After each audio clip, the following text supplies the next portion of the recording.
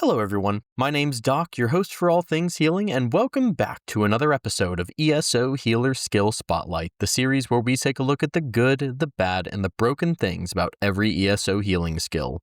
In this episode, we'll be taking a look at arguably one of the best healing skills in the entire game, Blessing of Protection, and its morph Combat Prayer. Wait, what's that? Uh-huh. Okay then.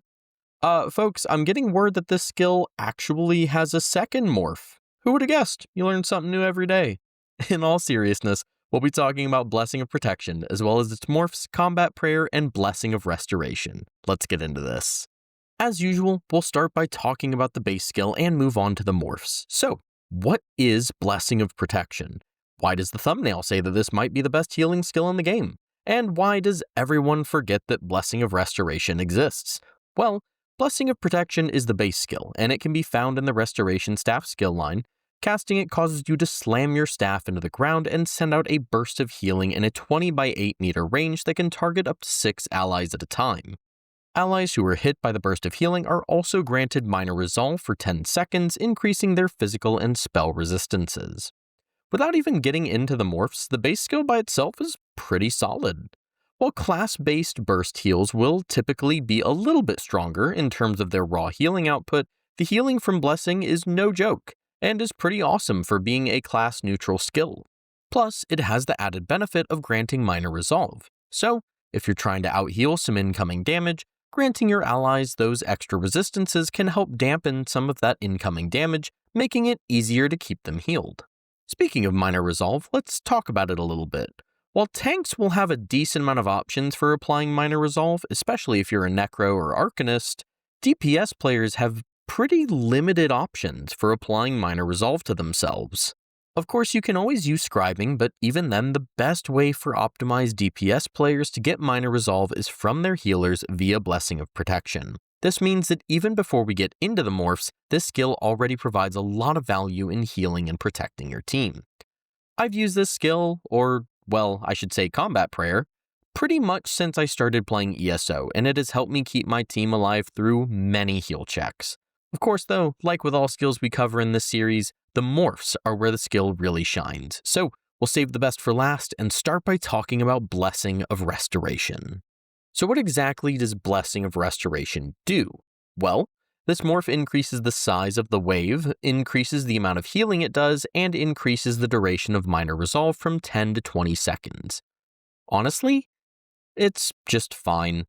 All those increases are a nice little bonus, but the main problem is that this morph doesn't really bring anything new to the skill. It just makes it easier to hit, heal a bit more, and keep up a better uptime on Minor Resolve.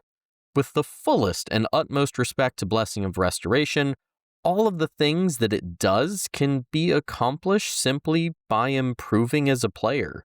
Hitting more teammates can be accomplished by better positioning, healing for more can be accomplished by optimizing your build, and having a higher uptime on Minor Resolve can be accomplished by using the skill more often. I think this issue is also exacerbated just by the fact that the other morph, Combat Prayer, is just far better for reasons that we'll get into in just a minute.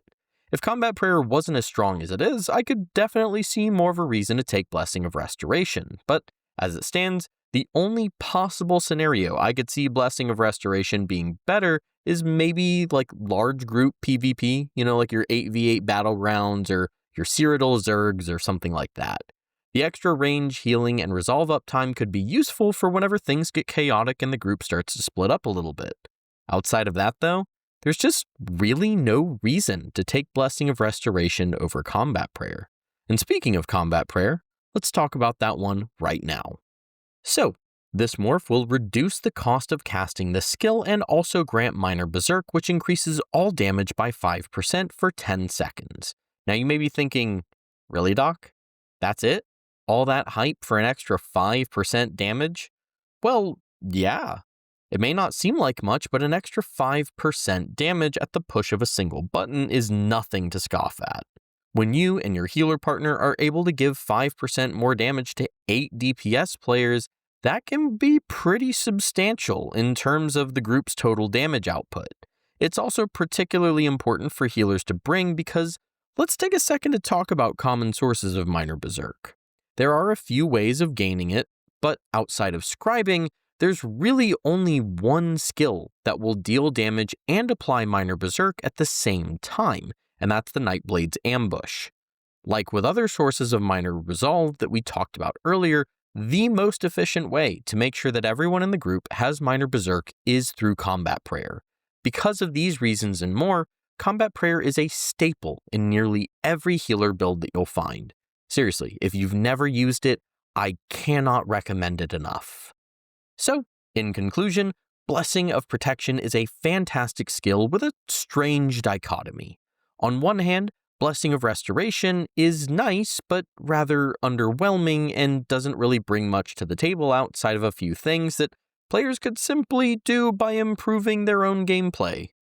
On the other hand, the Combat Prayer morph is fantastic and pretty much required in nearly every meta healer build due to the offensive utility that it brings being pretty amazing.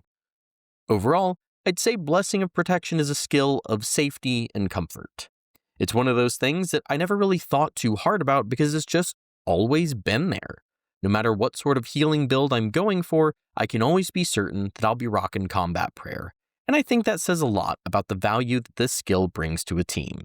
And that was all that we had for this episode of Healer Skill Spotlight. As always, I hope you enjoyed the video and found it useful. Let me know what you think of this skill, as well as what other skills you'd like to see me cover in this series. Remember that the skill doesn't have to be explicitly a healing skill, so long as healers can use it. Don't forget to check out the link in the description so you can follow me on stuff and join my Discord server. Before we sign off, I also want to give a special shout out to my Patreon supporters Dylan Stewart and Sharni Lee, as well as my YouTube members Austin Anderson and Durgy. Thank you guys for your continued support, and I'm working on our secret handshake as we speak. I think all I've got left to say is that I've been Doc. Take care of yourselves, be good to others, don't forget to do something nice for yourself, and I will catch y'all in the next one.